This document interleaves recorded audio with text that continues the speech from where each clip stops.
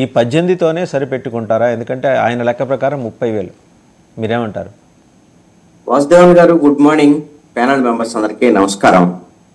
కూటమి ప్రభుత్వం తరపున తెలుగుదేశం పార్టీ అధికార ప్రతినిధిగా రఫీ గారు ఒక కీలకమైనటువంటి స్టేట్మెంట్ ఇచ్చారు ఈ రోజున. ఇది మరి బహుశా అధికారికమైనటువంటి స్టేట్మెంట్ అవ్వచ్చు అని కూడా నేను అనుకుంటున్నా. ఈ ఎవరైతే మహిళలు, అమ్మాయిలు మిస్సింగ్ కేసులకు సంబంధించినటువంటి విషయంలో ఎన్ని ట్రేస్ అయ్యాయి, ఏంటి, దీనికి సంబంధించినటువంటి వ్యవహారం ఏందనేది ఒక శ్వేతపత్రం రిలీజ్ చేస్తుంది ప్రభుత్వం అని చెప్పారు. కాబట్టి ఇది మంచి పరిణామం. శ్వేతపత్రం రిలీజ్ చేసి ఇప్పుడు 30,000కు సంబంధించినటువంటి దాంట్లో ఎంతమంది తిరిగి వచ్చారు, ఇంకా ఎంతమంది రెడ్ లైట్ ఏరియాల్లో ఉన్నారు, లేకపోతే మిగతా చోట్ల ఎక్కడ వాళ్ళు చిక్కుకొని ఉన్నారు, వాళ్ళని తీసుకొచ్చేటువంటి ప్రయత్నాలు ఎలా ఉన్నాయి, ఇవన్నీ కూడా తెలియజెప్తే మంచి ప్రయత్నం. ఎందుకంటే వాళ్ళు ప్రతిపక్షంలో ఉన్నప్పుడు చేసినటువంటి ఆరోపణ, వాళ్ళని తీసుకురావాల్సినటువంటి బాధ్యత ఇప్పుడు ఆల్రెడీ డిప్యూటీ సీఎంగా ఉన్నటువంటి పవన్ కళ్యాణ్, హోంమంత్రిగా ఉన్నటువంటి వంగలపూడి అంతా ముఖ్యమంత్రి చంద్రబాబు నాయుడు వీళ్ళ మీద. అయితే ఇక్కడ కీలకమైనటువంటి అంశం ఏంటంటే మన పోలీస్ శాఖకి ఆ విధమైనటువంటి సమర్థత కూడా ఉందండి.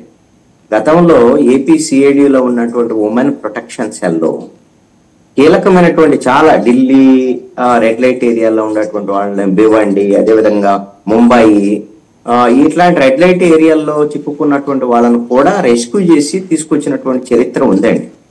ఆ విధంగా తీసుకురావడానికి అవకాశం కూడా ఉంది.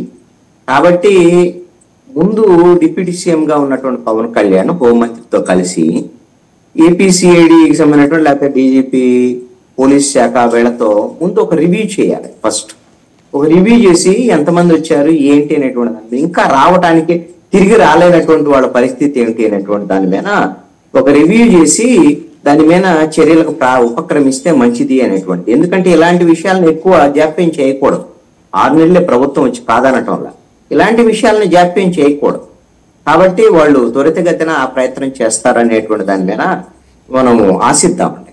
ఇప్పుడు పవన్ కళ్యాణ్ అయితే ఆ విషయం మీద ఒక క్లారిటీగా ఉన్నారని నేను అనుకుంటున్నాను. మొన్న బహిరంగ సభలో, పిఠాపురం బహిరంగ సభలో మాట్లాడటం వెనక ఆయన ఆవేదన కూడా అదే. మమ్మల్ని ప్రతి వాళ్ళు అడుగుతున్నారు, అందరూ ఎక్కడ ఈ మహిళలు ఏంది, వాళ్ళని తిరిగి తీసుకొస్తారా లేదనేటువంటి దాని మీద అడుగుతున్నారు. హోంశాఖ లేకపోతే ప్రభుత్వము సరిగ్గా లా అండ్ ఆర్డర్ విషయంలో సరిగ్గా చేయలేనటువంటి పరిస్థితి ఉంటే ఇది చాలా అవమానం. కాబట్టి నేను వస్తే నేను హోంశాఖ తీసుకుంటే వేరే విధంగా ఉంటుందని ఆ రోజున ఆయన మాట్లాడినటువంటి పరిస్థితి. కాబట్టి గమ్మత్తు ఏంటంటే ఆ రోజు నుంచి ప్రభుత్వము ఆయన మాట్లాడాడు, బాగానే ఉంది. ఆ విషయంలో లా అండ్ ఆర్డర్, మహిళలకు సంబంధించినటువంటి రక్షణ, మహిళల భద్రత, ఆ కేసుల మీద స్పెషల్ డ్రైవ్ ఏదో చేస్తారనుకుంటే ఇప్పుడు ఆల్రెడీ లోకేష్ కు సంబంధించినటువంటి రెడ్ బుక్ కు సంబంధించినటువంటి చాప్టర్ 3 ఉంది కదా, దాన్ని ప్రారంభించేశారు. ఇది ఇగ్నైట్ అయిందనమాట. ఏంటంటే ఆయన అమెరికాలో కూడా ప్రకటించాడు. మొన్న ఎన్టీ రామారావు విగ్రహ ఆవిష్కరణ సందర్భంగా నారా లోకేష్ ప్రకటించేశారు, మాకు చాప్టర్ 3 ప్రారంభం అవుతున్న, అరెస్టులు ఉంటాయి, అవి ఇవి అని చెప్పినట్టుంటాయి. ఇవన్నీ కూడా ఇప్పుడు పవన్ కళ్యాణ్ మాట్లాడారు కదా అని చెప్పేసి పవన్ కళ్యాణ్ అడ్డం పెట్టేసి ఈ రోజున పవన్ కళ్యాణ్ భుజాల మీద తుపాకీ పెట్టేసి వైఎస్ఆర్ కాంగ్రెస్ పార్టీ కలిసేటువంటి ప్రయత్నం ఆంధ్రప్రదేశ్ ప్రభుత్వం, తెలుగుదేశం పార్టీ చేస్తుంది. సరే, ఎప్పటికైనా సరే సోషల్ మీడియాలో విచ్చలవిడితనం ఉండేటువంటి దాని మీద, వాళ్ళు ఎవరైతే రాజకీయ ప్రత్యర్థుల మీద, వీళ్ళ మీద అసభ్యమైనటువంటి పోస్టులు, అసభ్యమైన వీడియోలు పెట్టినటువంటి వాళ్ళ మీద చర్యలు ఉండాల్సిందే. సరే, అందరి మీద ఉండాలి, అన్ని పార్టీల వాళ్ళ మీద ఎలాంటి చర్యలు ఉండాలి, ఇలాంటివన్నీ మనం మాట్లాడుకోవటం వల్ల ప్రయోజనం ఏమీ లేదు. అది ఎందుకంటే మనం అరిసిగి పెట్టినా కానీ గవర్నమెంట్ వైపు నుంచి అయితే వాళ్ళకి ఒక క్లారిటీ ఉంది. వాళ్ళు ఏంటి అని అంటే వాళ్ళు తెలుగుదేశం, జనసేన, బీజేపీ కూటమి వచ్చింది. వైఎస్ఆర్ కాంగ్రెస్ పార్టీ గత 5 ఏళ్లలో పెట్టినటువంటి పోస్టులకు సంబంధించినటువంటి వాటిని అన్నింటినీ అరెస్ట్ చేయాలి వాళ్ళందరినీ కూడా అనేటువంటి దాని మీద వాళ్ళు పెట్టుకున్నారు. అది వాళ్ళనే అరెస్ట్ చేస్తారు. అయితే ఇక్కడ ఒక అంశం ఏంటంటే, ఇందాక ఒక అంశాన్ని లేవనెత్తారు, తప్పు కూడా పెట్టారు రఫీ గారు. అదేంటంటే మీరందరూ అరెస్ట్ చేయండి అంటారు, అరెస్ట్ చేసిన తర్వాత కొట్టారు అంటారు, ఏంది ఆ తరహా అది. ఇక్కడ అరెస్ట్ చేయమన్నది లేకపోతే ఆంధ్రప్రదేశ్ ప్రజలు కోరుకునేది ఒక అంశం ఏంటంటే, మీరు వైట్ పేపర్స్ రిలీజ్ చేశారు.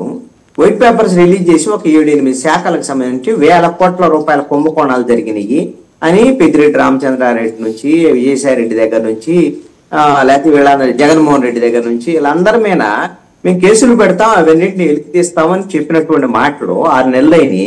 అవి ఎక్కడ వేసిన గొంగళ అక్కడే ఉన్నట్టుందండి. ఏ ఒక్క కుంభకోణానికి సంబంధించినటువంటి విషయంలో కూడా ఒక్క అడుగు కూడా ముందుకు పెడుతున్నటువంటి పరిస్థితులు కనపడటం లేదు. ఎంతో కొంత ప్రయత్నం జరుగుతుంది కానీ ఇప్పుడు మద్యం కుంభకోణం ఎక్కడుందో తెలియదు, ఏమైందో తెలియదు. రోజా మీద 105 కోట్ల రూపాయల కుంభకోణానికి సంబంధించిన ఆడుదాం ఆంధ్రాకి సంబంధించినటువంటి వ్యవహారంలో ఇవే పత్రికల్లో రాస్తున్నారు. ఏమిటి ఒకరోజు విచారణ చేసింది సిఐడి ఏం పట్టించుకోవట్లేదని. ఇవన్నీ అంశాలు ఒకటి ఏంటంటే ప్రజలకు సంబంధించినటువంటి కుంభకోణాలకు సంబంధించినటువంటి డబ్బులు ఎంత కుంభకోణాల ద్వారాగా తిన్నారు, ఏం చేశారు, అక్రమాలు ఏంది, అవినీతి ఏంది, వీటికి సంబంధించినటువంటి అంశాలను వెలికి తీస్తే అది ప్రజలకు సంబంధించినటువంటి అంశంగా ఉంటుంది. అలాగని మీరు సోషల్ మీడియా అరెస్టుల మీద వద్దని ఎవరు అనటం వల్ల అరెస్టులు చేయండి, తప్పేం లేదు. అది మీరు ఎలాగో వైఎస్ఆర్ కాంగ్రెస్ పార్టీ వాళ్ళనే చేస్తారు, అది కూడా మీ ఇష్టం చేయండి, కాదనటం లేదు. వాళ్ళు కూడా చెప్తున్నారు కదా వైఎస్ఆర్ కాంగ్రెస్